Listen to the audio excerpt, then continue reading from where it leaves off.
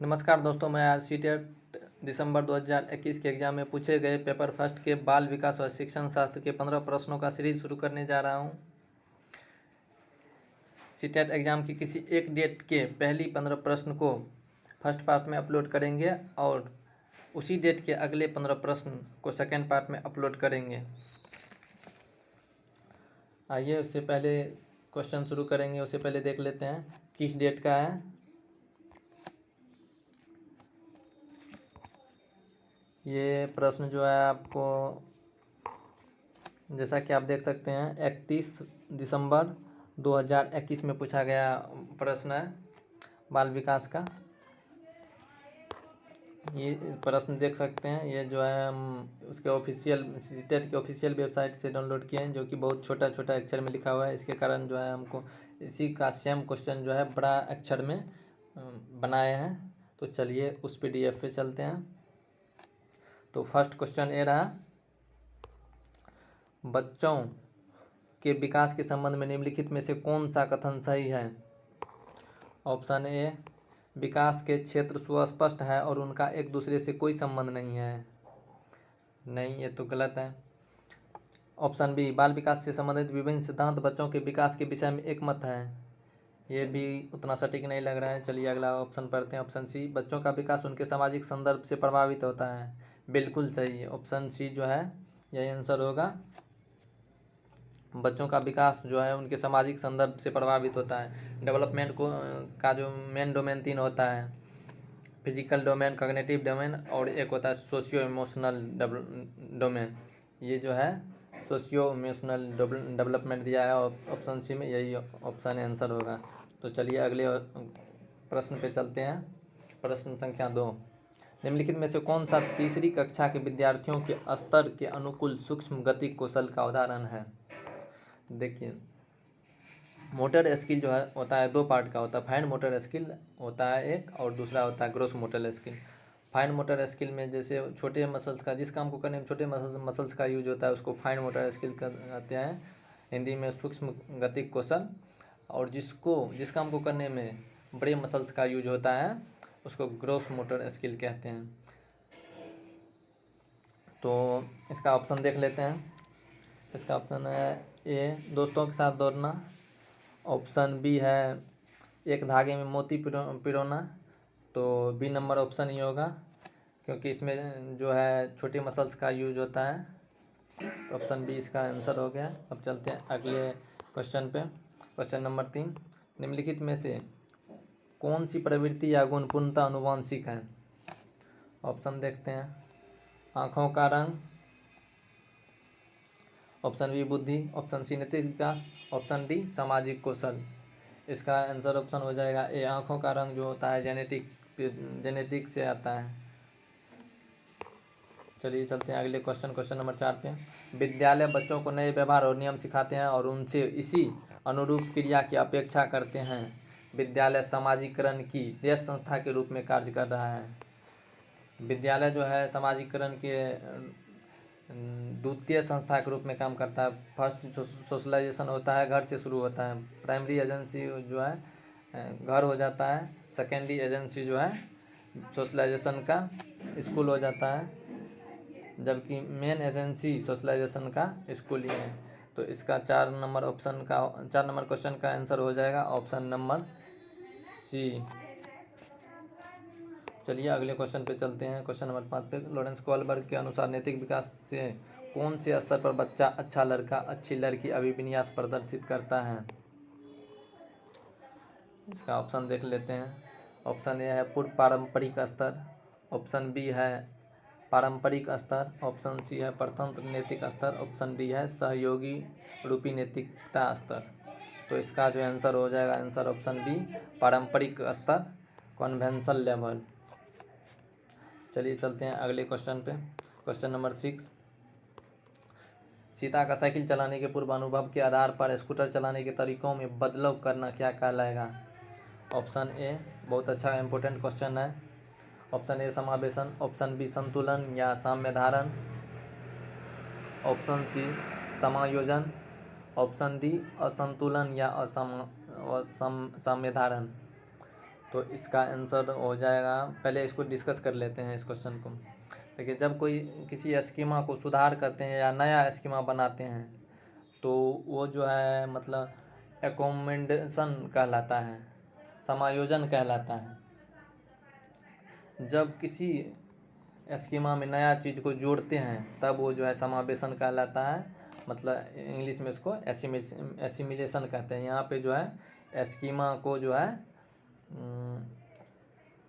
सुधार किया गया है, तो इसका आंसर ऑप्शन हो जाएगा सी, एकोमेंडेशन हो जाएगा, मतलब समायोजन। चलिए अगले क्वेश्चन पे चलते हैं, क्वेश्चन नंबर 7 पे। देश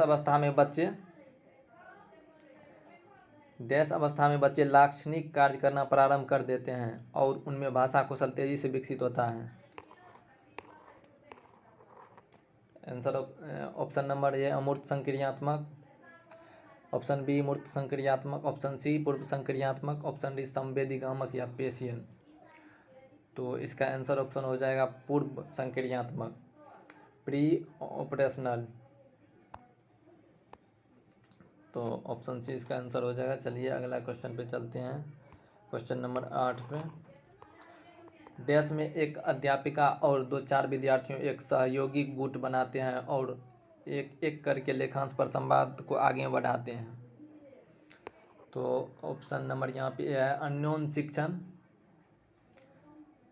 2 नंबर ऑप्शन है पार, सी नंबर ऑप्शन है खोजी अधिगम, डी नंबर ऑप्शन है क्रमबद्ध अनुदेशन। इसका जो आंसर ऑप्शन हो जाएगा, आंसर ऑप्शन ए हो जाएगा, अन्योन शिक्षण। चलिए अगला क्वेश्चन पे चलते हैं, क्वेश्चन नंबर 9 पे। प्राथमिक विद्यालय के बच्चों को पढ़ाने के लिए लेव वाइगोत्स्की ने निम्नलिखित में से कौन सी तकनीक सुझाई है? ऑप्शन नंबर ए अनुदेशनात्मक पाठ, ऑप्शन नंबर बी पुनर्बलन, ऑप्शन नंबर सी साम्यधारणी या संतुलन, जिसको इंग्लिश में इक्विलिब्रेशन कहते हैं, ऑप्शन डी अभिकर्मित शिक्षण। इसका आंसर जो है, इसका आंसर ऑप्शन हो जाएगा ए अनुदेशनात्मक पाठ। पाठ को जो है यहाँ मतलब एसके फोल्डिंग का हिंदी जो है पाठ दिया गया है। इसको इंग्लिश में बोलेंगे तो ऐसे बोल सकते हैं, इसको मतलब इंग्लिश में इसका अनुवाद हो जाएगा इंस्ट्रक्शनल एसके फोल्डिंग। तो चलिए अगले प्रश्न पे चलते हैं, प्रश्न संख्या 10। प्रगतिशील शिक्षा के संदर्भ में निम्नलिखित में से कौन सा कथन सही है? ऑप्शन ए कम क्षमता वाले बच्चे की कक्षा में उपेक्षा करनी चाहिए, तो गलत बात है। ऑप्शन बी कक्षा में प्रजातंत्र का कोई स्थान नहीं होना चाहिए, यह भी गलत है। डेमोक्रेटिक वैल्यू को कक्षा में पालन करना चाहिए।